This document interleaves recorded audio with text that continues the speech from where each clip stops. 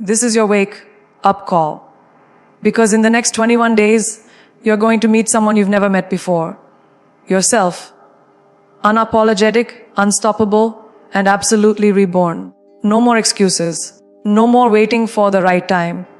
The right time is no double 21 days. That's all it takes to shake the ground beneath you and rebuild the person you were always meant to become. And I'm not here to motivate you. I'm here to move you. Let's begin. Change never introduces itself politely.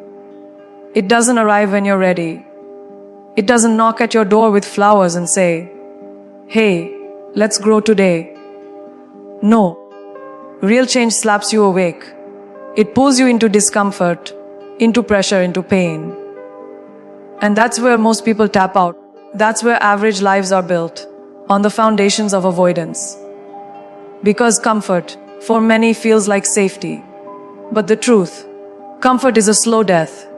It whispers, "You're fine," while your dreams wither. It keeps you stuck in the same cycle, replaying the same fears, repeating the same patterns, convincing you that someday things will change. But they won't. Not unless you decide to get uncomfortable. Deliberately, ruthlessly, consistently. You've got to understand this. The life you're dreaming of isn't found inside your comfort zone. It's hiding behind every single thing you've been avoiding. Behind that 500 a.m. alarm you keep snoozing. Behind the conversation you're too afraid to have. Behind the risks you keep rationalizing away. Everything you want, confidence, clarity, transformation, is born in resistance. Comfort coddles you, discomfort carves you. The body that's out of shape, that changes when you push it through burn and breathlessness. The mind that doubts itself, that changes when you force it to sit with silence and still move forward. Change isn't something that happens to you. It's something you fight for through the fire of your own resistance. For the next 21 days, make discomfort your home. Let it become the air you breathe. Do what scares you, not recklessly, but intentionally. If you've been sleeping in, wake up before the sun. If you hate being alone, spend an hour in solitude with no noise, no screens. If failure paralyzes you, chase a goal that might break you before it builds you. Stop asking for it to feel easy. That's not growth. That's fantasy. If your transformation feels cozy, you're not doing it right. Growth is messy. It's raw. It's showing up even when your mind screams no. It's fighting through the storm with shaky hands and a steel spine. And here's the twist. Discomfort is not your enemy. It's your invitation. Every time you feel resistance, that's life pointing you toward your next breakthrough. It's not trying to destroy you. It's trying to refine you. Your fear of failure, that's where your courage is hiding. Your anxiety around judgment, that's where your voice begins to strengthen. Most people confuse fear for danger. But fear is a compass. It's trying to show you exactly where the gold is buried. If you want a life that means something, you've got to stop avoiding the work that hurts. Because the pain isn't punishment, it's preparation. You'll be shocked at how quickly you adapt when you stop resisting what's hard. The cold plunge becomes bearable. The early mornings become sacred. The tough conversations become liberating. You become someone who doesn't flinch, who walks into discomfort not because you like it, but because you understand its purpose. That's where transformation gets real. That's where your mindset stops reacting and starts rising. You begin to separate yourself from the masses, not because you're better, but because you're braver. Because while others wait for the path to get easier, you build caluses and keep climbing. So when that voice in your head tells you, this is too much, don't back down, don't negotiate with fear. Breathe deeper, step forward, double down. That's not the signal to quit. It's the signal that you're close. Closer than you've ever been. Anyone can live in comfort. That's easy. But to build a life that sets your soul on fire, to shatter the version of you that settles for mediocrity, that takes guts. That takes grit. That takes a mindset that says, if it scares me, it's worth doing. For 21 days, burn the bridge back to comfort. And walk forward, barefoot if you have to, into the unknown. That's where the real you is waiting. There's a version of you that has overstayed its welcome. The one who overthinks every move. The one who apologizes for existing too loudly. The one who says, maybe tomorrow, every time life calls them forward. That version, it's not just holding you back, it's burying your potential alive. And here's the hard truth. If you keep negotiating with that version, if you keep giving them a seat at your table, you'll never taste the life you were meant to live. You'll be stuck in a loop of almosts and maybes, watching other people rise while you drown in hesitation. You've got to draw a line today with blood-red clarity. The old you is no longer allowed to speak for the future you. Every time you let that old voice convince you to play it safe, to procrastinate, to aim lower, you're letting fear pilot your life. And guess what? Fear never drives you anywhere new. It just loops you back to where you've already been. Wounded, restless, and stuck. You say you want to change, but then you keep feeding the same patterns. You keep hanging out with the same distractions. You keep calling your comfort zone self-care, when really, it's self-sabotage in disguise. You've got to stop lying to yourself. That version of you, the overthinking, excuse-making, self-doubting version, doesn't deserve another day of your energy. Change begins the moment you get tired of your own excuses. And I mean truly tired. Not frustrated. Not irritated. I'm talking about that deep, soul-level exhaustion that hits you when you realize you've been playing beneath your power for far too long. That's when the shift begins. When you stop rationalizing why you haven't started, and you start getting furious with your own stagnation. That's when you silence the voice that says, but what if I fail? And answer it with, what if I don't? That's when you stop being emotionally loyal to an identity that keeps you small. And you start building a mindset that refuses to settle. You cannot become a new version of yourself while staying emotionally attached to the old one. There's no transformation without detachment. So let me say this clearly.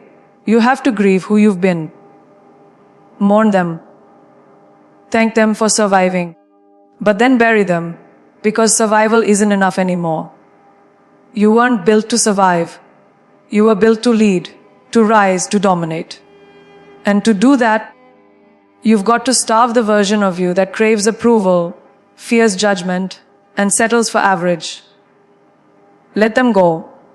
The future is not waiting for them. It's waiting for who you're about to become. You don't need to be perfect. You just need to be done with pretending that the old ways still work. You need to show up messy, unpolished, but decisive. You need to stop making decisions based on your current comfort and start making them based on your future standards. From this point forward, every action you take is either a vote for your future or a vote for your past. You either rise or you repeat. That's the brutal truth. But it's also your greatest power. You get to choose. And the moment you stop negotiating, stop explaining, stop justifying, you start becoming. There is no magic in transformation. It's not a feeling. It's a decision followed by relentless action. It's waking up and doing what needs to be done, even when your mind begs for the familiar.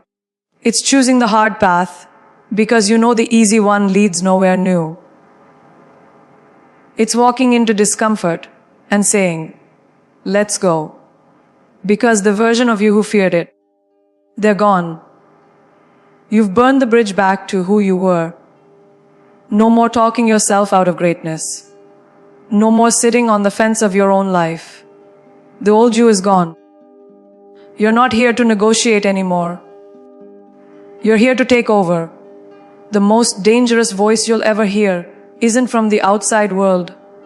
It's the one inside your head. The voice that's been whispering to you for years. The one that tells you you're not ready. That you're not smart enough. That someone like you doesn't belong at the top. And the worst part, you believed it. Not because it was true, but because it was familiar. That voice was born in childhood wounds, failures you never healed from, opinions that were never yours. But just because it's loud doesn't mean it's right. And just because it sounds like you doesn't mean it's you. You've outgrown that voice. It's time to outtalk it. Every single day, you're in a war you don't even realize you're fighting. It's not against the world. It's not against your past. It's not against other people. It's you versus your own narrative. And the question is, who's writing the script?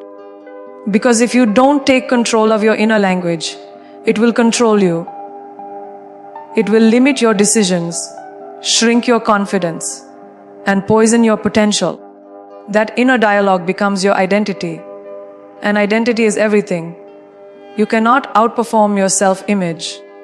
You'll never win a game where you're also the referee calling your own goals invalid. So how do you rewire it? You confront it. Not with passive affirmations, but with violent honesty and radical intention. You stand in the mirror and you stop repeating, "I'm trying." You replace it with, "I'm doing." You stop saying, "I hope," and start saying, "I decide." You don't whisper, "Maybe someday." You declare, "Today is mine." It's not about tricking your brain with fake positivity. It's about teaching your mind how to fight for you instead of against you. Every time that old voice creeps in, you override it with something stronger, louder, truer. You give your mind new lines to memorize. Ones that build you, not break you. You've got to speak to yourself like someone worth fighting for. Not in a soft, gentle way, but like a warrior preparing for battle. You don't need sweet talk. You need commands. You need to train your thoughts like a soldier trains for war. With repetition, discipline, and absolute purpose. Your internal voice should become a weapon. One that silences doubt. One that destroys excuses. One that says, "I don't care how I feel. I show up anyway." That's how you rewire your brain.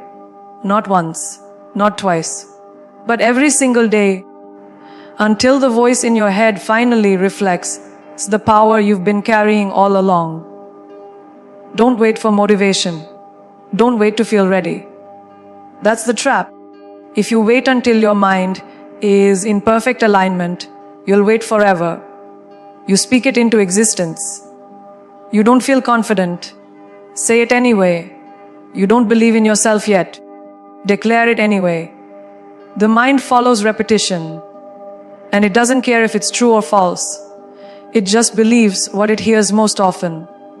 So flood it with strength. Saturate it with certainty. You're not lying to yourself. You're reminding yourself of who you were before the world tried to make you forget. This is your new standard. No more mental self-abuse. No more calling yourself names in your head that you'd never say to another human being. No more doubting your worth because of one mistake or one failure. That inner voice, it's either building you or destroying you. There is no neutral. And the most powerful transformation you'll ever experience doesn't begin with a new job, or a new goal, or even a new habit. It begins the moment you choose to speak differently about yourself. From that moment forward, you stop surviving and you start rising. Your future isn't being stolen by failure. It's being stolen by distraction. Every scroll, every meaningless conversation, every hour lost in the void of comparison is quietly killing your momentum. You think you're just taking a break, but what you're really doing is leaking energy, leaking time, leaking greatness. And here's the truth no one wants to say out loud. Not everyone deserves access to your mind. Not every voice should be allowed in. You need to stop letting mediocrity speak into your life like it has authority. You want to change in 21 days. Then get ruthless about what and who you let in. The people around you shape your standards, whether you realize it or not. If you surround yourself with those who gossip, complain and settle, you'll start to mirror that mediocrity. It won't happen overnight. It will creep in slowly. You'll laugh at the same distractions. You'll lower your goals to fit their comfort zone. And suddenly, you'll wake up wondering why you feel stuck. But you already know why. Because you chose proximity over purpose. You kept the familiar close instead of elevating your circle. And if you're serious about your growth, then comfort can't be your compass anymore. Alignment must be. Cutting the noise means saying no without guilt. It means turning off the background chatter of social media, of toxic relationships, of other people's expectations. You're not here to live a life that makes everyone else comfortable. You're here to shake the ground with your potential. And that requires solitude, focus, silence. You can't hear your inner voice when you're surrounded by outer chaos. So turn down the volume on the world. Go quiet, go deep, and listen to what your future is trying to tell you. It's not yelling, it's whispering. And if you're too distracted, you'll miss the message completely.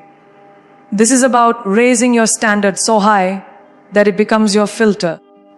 If it doesn't build you, it doesn't belong. If it doesn't challenge you, it doesn't stay. If it doesn't align with who you're becoming, it gets cut. Period. This is not arrogance. This is protection. Your energy is sacred. Your time is currency. And if you spend both on things that don't feed your future, you're going broke in the ways that matter most. High standards aren't about being better than others.